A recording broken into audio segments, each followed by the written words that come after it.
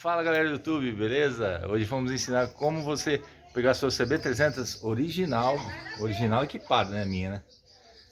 E deixar o escapamento dela original, ó, esportivo, um som de esportivo, beleza, galera? Então já se inscreva no canal aí, inscreva no canal, deixa aquele like esperto e maroto e vamos pro vídeo. Rapidinho, galera, não gasta nada, você não vai gastar nenhum real. Valeu, fui!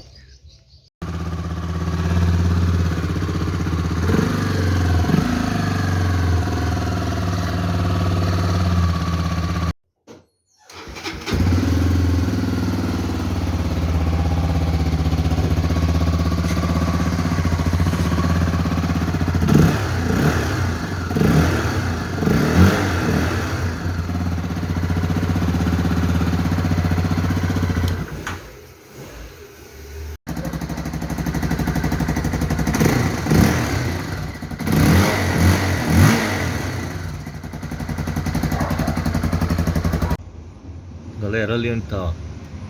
Aqueles dois furinhos ali, ó, perto da solda ali, ó. Tenta não colocar muito perto da solda, senão é perigoso a solda trincar. Mas ali do jeito que tá ótimo, ó. Tá vendo? Quer um pouquinho mais, faz 3. Quer um pouquinho mais, faz 4. Não vai ficar muito barulhento, entendeu? Isso aí, galera, ó. Vem ali, ó. Não dá pra ver nada.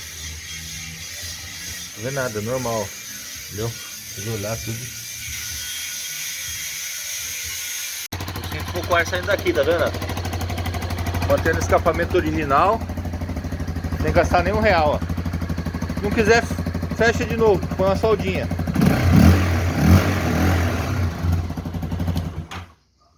Beleza, galera? Um abraço, valeu!